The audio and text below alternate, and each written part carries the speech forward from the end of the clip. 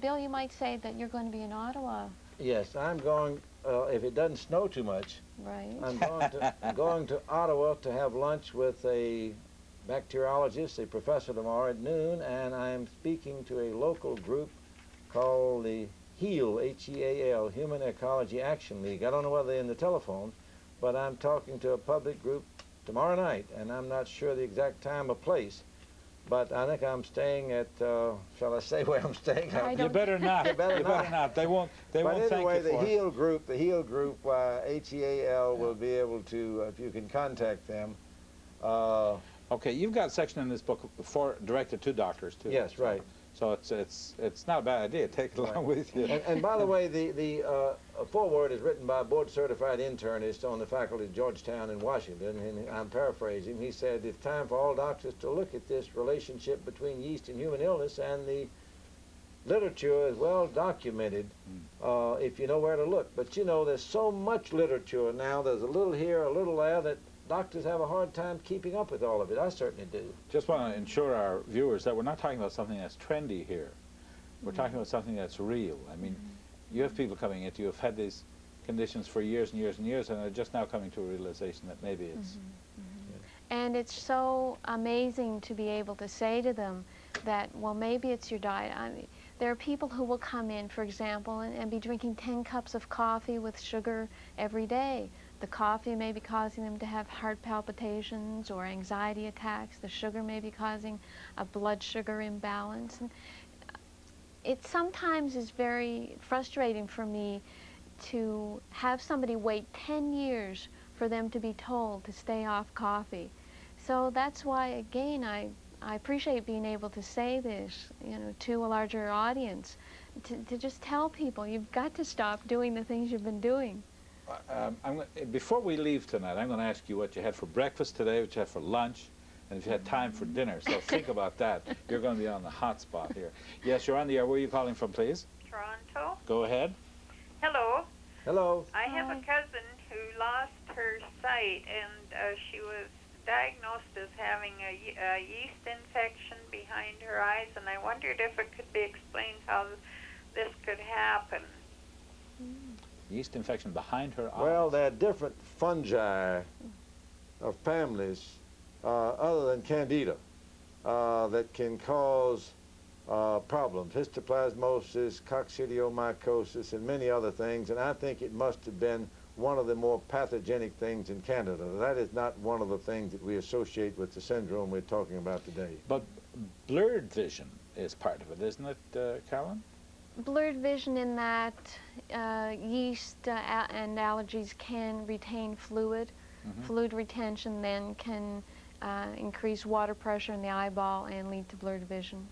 That's not one of the common symptoms that we see. Not one of the common ones at all. Can a person die from a yeast infection? They can die from a systemic yeast infection, which is not what we're talking about. I think this is where conventional medicine might tend to discount some of this talk about candidiasis, because certainly in medical school I learned that yeast infections were systemic and happened at the end of a long chronic illness, leukemia, cancer, after a lot of chemotherapeutic drugs, a lot of immune suppressant drugs, and then the yeast would be rampant.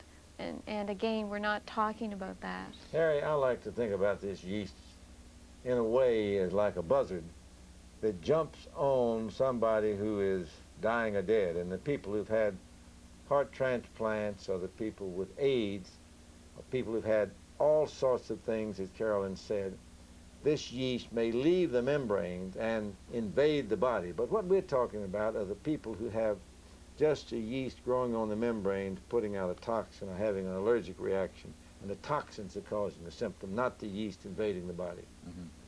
Okay, that's good. Let's take another call. You're on the air. Where are you calling from, please? Hello? Yes? Yes, you're on the air. Go ahead. I'm calling. Hello? Hello? Yes, you're on the air still. Go ahead. Yes, I'm calling from Toronto. I was wondering if the doctors felt there was any relationship between... I'm sorry, you're fading. Could you speak up a bit, please? Yes, I was wondering if the doctors felt there was any relationship between infant colic Infant colic? Yes, and allergic reaction to yeast in a breastfed baby. More importantly, when the breastfed baby has had the mother treated with antibiotics for a breast infection.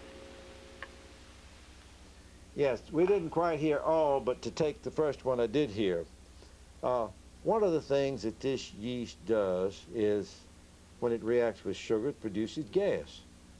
And so I haven't had a broad experience with it because I've kind of gotten out of general pediatrics, but I'll quote from a book that this gynecologist, the same one who's my consultant, he said his baby, who was breastfed, had nothing but breast milk and just beat his wife. Destin was a crabby, fussy baby. They gave him the nystatin, and he immediately got better. Now, there are many causes of colic, some of which are unknown. A second cause of colic is when a mother eats or drinks a food or beverage that the baby is allergic to. And cow's milk that a mother drinks often comes through and causes allergies. Now, if the baby had had antibiotics or if the mother had antibiotics, then you may have a possible relationship. But I think it would certainly be worthwhile considering giving the baby, again, small amounts of the nystatin powder, which must be prescribed by a physician. So I'll repeat my offer that if a physician will write to me, I'll send him some scientific reprints and other information about it. Is nystatin well-known drug? Very well known. Nystatin. Yes. N-Y-S-T-A-T-I-N. Yes. Nystatin. It's under 2 brand names in the big doctor book. Been used for over 30 years, and in the little caution section, it said it's unusually well tolerated even when given to debilitated infants over a long period of time. So it's the safest medicine there, and there's no reason not to give it a try in an infant like this, in my opinion, if it was my patient. It sounds like it might be generic. Is it? Is it? Yes, there are generic forms also. Yeah. Okay. Not all the drugstores have it, though. Let's take another call. You're on the air. Where are you calling from, please? Calling from Toronto. Go ahead. Yes. Go ahead. You're on the air from Toronto. Thank you. I was just trying to find out if the yeast syndromes can cause the effects of angina. Not commonly. I would not think so. In other words, you can't have muscular pains. How old are you? 60. How old? 60. No, I would not think so. I think you need to go to your doctor and have him check you out to see if you have blocked arteries. But I wouldn't suggest that you have a bypass surgery. You can change that by getting a good vegetable diet and a little exercise. But that's not a part of the yeast syndrome. I see, because I did all those things and I got to the doctor and we did all the tests and everything, and you can't seem to figure out what causes these pains in the chest. It comes every time after eating in the evenings. After you eat. Well, I can't really make a diagnosis, but unless you'd had a lot of antibiotic drugs, I doubt that it's related to the yeast. But again, you have to get my book, take the questionnaire, and it could be related, but it could be related to a lot of other things. Milk intolerance or some other food, not enough acid in your stomach, too much acid, and so on. Yeah.